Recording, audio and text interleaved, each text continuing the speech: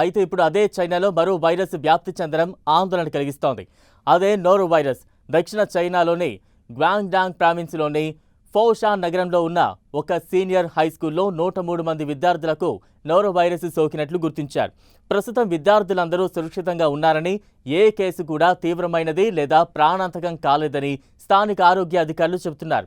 Noro virus అనేది తీవ్రమైన gastro ఎంటెరిటిస్కు కారణమయ్యే వైరస్. ఇది సాధారణంగా వాంతులు, విరోచనాలు, కడుపు నొప్పి, బలహీనత వంటి లక్షణాలను చూపుతుంది. జిన్హుయ్ మిడిల్ స్కూల్కు చెందిన ఈ విద్యార్థుల్లో ఇటీవల ఇలాంటి లక్షణాలను గుర్తించారు. వారికి చేసిన ప్రాథమిక దర్యాప్తులో నోరో వైరస్ సంక్రమణను నిర్ధారించారు. చైనా ఆరోగ్య శాఖ ప్రకారం మొత్తం 103 మంది విద్యార్థుల పరిస్థితి నిలకడగా ఉంది. ముందు జాగ్రత్తగా పాఠశాల ప్రాంగణాన్ని పూర్తిగా క్రిమి సంహారక మందుతో శుభ్రం చేసినట్టు తెలిపారు. విద్యార్థుల ఆరోగ్యాన్ని క్రమం తప్పకుండా పర్యవేక్షిస్తున్నామని మీడియాకు తెలిపారు. సంక్రమణ మూలాన్ని గుర్తించడానికి ఎపిడెమియోలాజికల్ సర్వేలు కూడా జరుగుతున్నాయని, ప్రతి ఏడాది అక్టోబర్, మార్చి మధ్య నోరో వైరస్ కేసులు సాధారణంగా పెరుగుతాయని గ్వాంగ్డాంగ్ ప్రావిన్షియల్ డిసీజ్ కంట్రోల్ అధికారులు తెలిపారు. చలికాలంలో ఈ వైరస్ చాలా వేగంగా వ్యాపిస్తూ ఉందన్నారు. ప్రపంచవ్యాప్తంగా నోరో వైరస్ చాలా సాధారణ వైరస్గా పరిగణిస్తారు. ఏటా సుమారు 685 మిలియన్ కేసులు నమోదవుతున్నాయి. ఇందులో 5 సంవత్సరాల కంటే తక్కువ వయసు ఉన్న దాదాపు 200 మిలియన్ల మంది పిల్లలు ఉన్నారు. ప్రపంచవ్యాప్తంగా ఈ వైరస్ ప్రతి సంవత్సరం సుమారు 2 లక్షల మందిని చంపుతుంది. ఇందులో దాదాపు 50,000 మంది పిల్లలు ఉన్నారు. నోరో వైరస్ ప్రభావం తక్కువ ఆదాయ దేశాలలో కనిపిస్తూ ఉంటుంది. ఆరోగ్య సంరక్షణ, ఆర్థిక నష్టాలతో సహా నోరో వైరస్ ప్రపంచ ఖర్చు సుమారు $60 బిలియన్ అంచనా వేస్తున్నారు.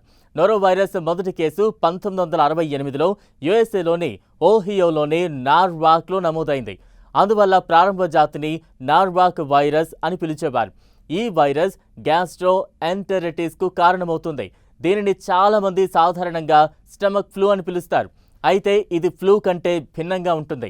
ఎందుకంటే ఇన్ఫ్లుయెంజా వైరస్లు కడుపు సంబంధించిన వ్యాధి కాదు, శ్వాసకోశ అనారోగ్యానికి కారణమవుతాయి. నోరో వైరస్ సాధారణంగా మురికి ఆహారం లేదా నీటి ద్వారా వ్యాపిస్తూ ఉంటుంది.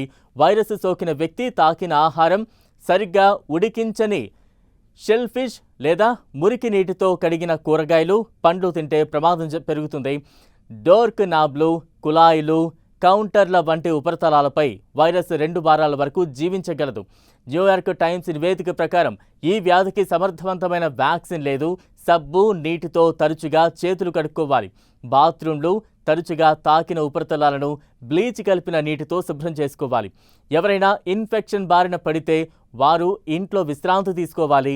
పుష్కలంగా నీరు తాగాలి. సూప్, ఎలక్ట్రోలైట్ పానీయాలు ప్రయోజనకరంగా ఉంటాయి.